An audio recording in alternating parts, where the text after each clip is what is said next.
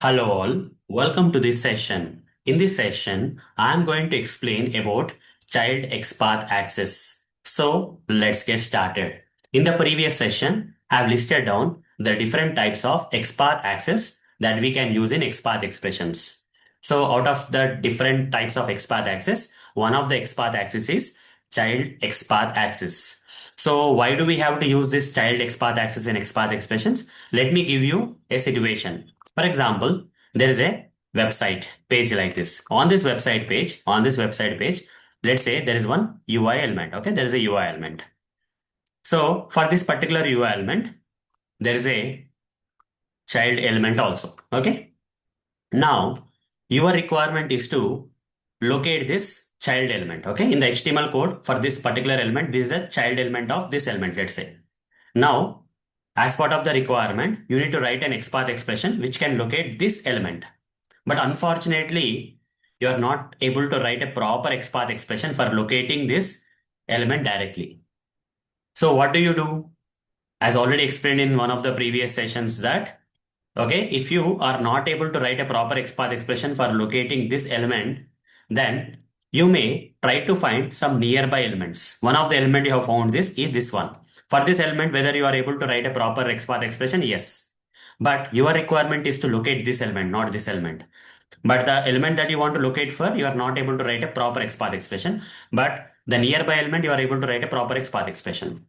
So when you understood the relation between this element and this element, okay, the element for which you can create a proper XPath expression is a parent tag element of the child element here, for which you are not able to write a proper XPath expression. So what you will do, you will first create a proper XPath expression for locating this parent element.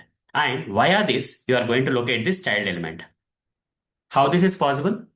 You see, directly you are not able to write a proper XPath expression for locating this U element, which is actually required for us to create the XPath expression for. But unfortunately, it is not possible directly. So indirectly, you want to locate this element with the help of other element, which is fortunately the parent element of this element. Okay. So you will create a proper XPath expression for this parent element, and using the proper XPath expression of this parent element, you are going to locate the child element, which is a required element that we want to create a XPath expression for. So how this is possible? With the help of the XPath expression of the parent element, how you are locating the child element. This is all possible with the help of XPath access. Okay. So in this situation where the relation between these two elements is, this is a child element, this is a parent element. So from parent to child, if you want to come, you can use something known as child XPath access. Okay. In this situation, you can use child XPath access. So here you will be using the proper XPath expression of the parent element plus proper XPath expression of the parent element plus XPath access you will use, and that will indirectly locate the required element. Hope you are able to understand. Okay. So in order to use this child XPath access, you have to use this syntax known as child colon colon syntax. Okay. For using the child XPath access, you have to use a syntax known as child colon colon in XPath expressions. Now let me give a practical demonstration. So this one is theoretical, right? Now, if you want to understand it properly, without practical demonstration, no one can understand. Whatever I covered so far is a theoretical explanation. Now let's go with the practical. Practical, okay, demonstration. Practical demonstration. So for this practical demonstration, I'm going to open this browser and take you to the sample application page, which is on my name. That is, give my first name, type my first name Arun, then type my last name Moturi dot github.io. Press enter. You are taken to this page. This is not the page that you have to go. Here, write forward slash. After the forward slash, you type m2.html and press enter. Now you'll be taken to this page. You have to go to this page, guys. Okay. arunmoturi.github.io slash m2.html. Okay. Till here you need to go. The name of this HTML file is m2. Remember that. Okay.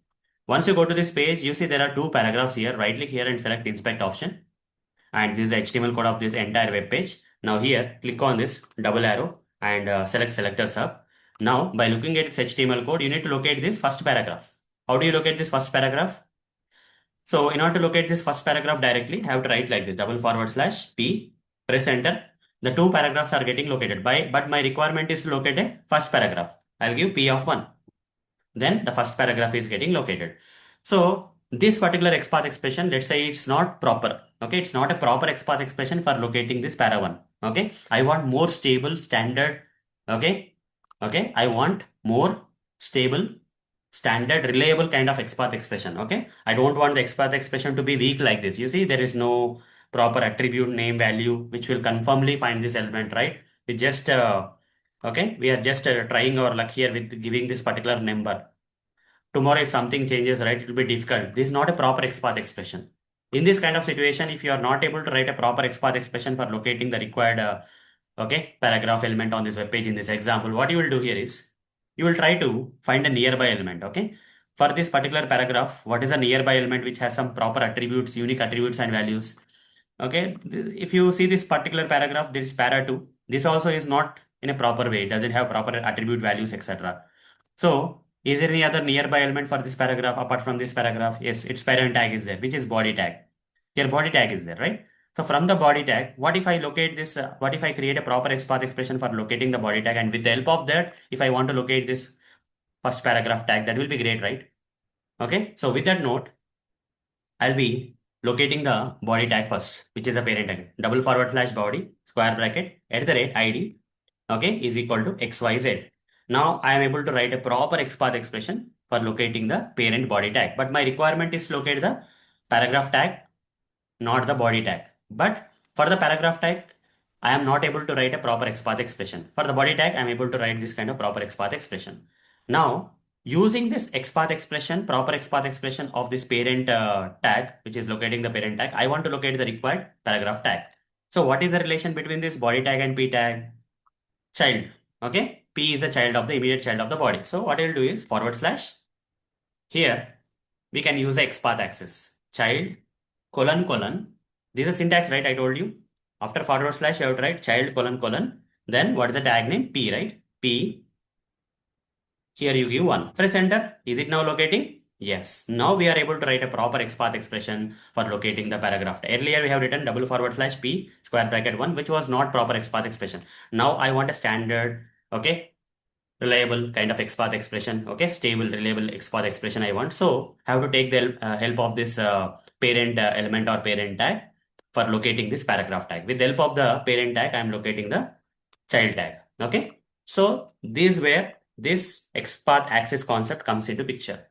Child colon colon is a XPath access. Okay. Copy this. So this is one of the example.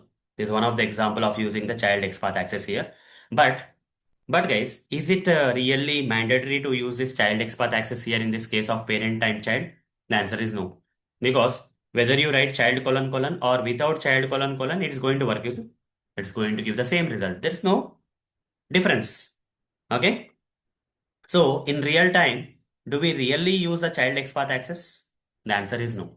In real time, we'll go with this kind of approach where this looks optional, right? Child colon colon is looking optional here. But for learning purpose, you need to understand how to utilize or use this child XPath access. But in real time, we generally don't use. Okay, parent tag to child tag. If I have to go single forward slash is enough. Why to extra? Why to write it extra like child colon colon? Though it improves the readability. Okay, you can understand this is a parent tag, this is a child tag by writing this child XPath access here. But in real time, we prefer writing some short formed short formed optimized XPath access. Sorry, XPath expressions. So I generally don't prefer to write this or include this child colon colon XPath access in the XPath expressions, because this kind of thing also is yielding the same result for me. Okay, but in the coming sessions, I am going to explain other XPath access which we don't have an alternative like this. Okay, in this case of child XPath access, either we can use this for readability or we can use this optimized one, short form one for writing a proper short formed optimized XPath expression. Okay, it looks optional here, but other XPath access may not be optional. Okay, we have to depend on the other XPath access for sure. But for learning purpose, we also have to learn the child XPath access like this. So here, let's do some experiment just for learning purpose, guys. Just for learning purpose, let's write down something here. That let me go to another website page, that is arunmoturi.github.io. Okay, for practicing this child XPath access, we'll be going here to this different page. Okay, here also we have this HTML code, and now I'm going to write like the selector sub, and here I would like to first locate the HTML tag, double forward slash HTML. Press enter, the HTML tag is getting located. The HTML tag is getting located. Now I want to, okay, now I want to, with the help of this HTML tag, I want to locate its child tag. How to do that? Slash You see HTML tag is getting located, right? HTML tag is getting located here with the HTML. Now using the HTML, I want to locate this head tag. How to do that? Here I have to mention child colon colon head. Press enter. You see head tag is getting located. Head tag is getting located. This is the one which is getting, you can see it's highlighting in the HTML code. Okay. Head tag is getting located. Next. Now we have used HTML and using the child XPath access in the XPath expression, we have located the head tag. Now I want to locate the title tag. From the head tag, how to go to the child tag, that is title tag. Again, you have to give child XPath access, child colon colon title. Press enter. You see, title tag is getting located now, right? So this is one way. Just for practicing purpose, guys. Just for practicing purpose, I am giving all this, examples for you. Just for practicing purpose. Next one is I want to locate the body tag. So first I will locate the HTML tag. Via the HTML tag, I want to locate the body tag, which is the immediate child of the HTML slash child colon colon body. It will locate the body tag. You see, the body tag is getting, body section of the page is getting located, and here body tag is getting located. Now using the body, I want to locate the p tags. Child colon colon p. It will locate both the paragraph tags here, right? It will locate both the paragraph tags. This is going to locate all the or both the paragraph tags here. Okay. Let me just drag it up so that we can get more space here.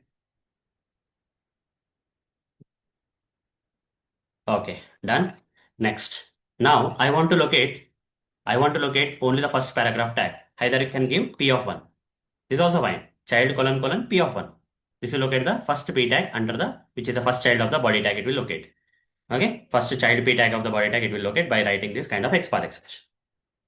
So this is the thing.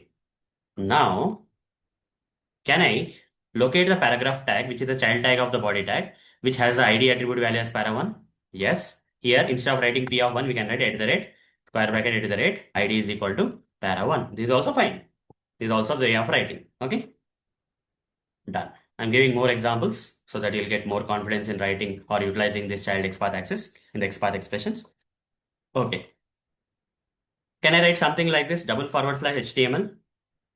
Okay. Single forward slash child colon colon p. Can I write? Is it possible?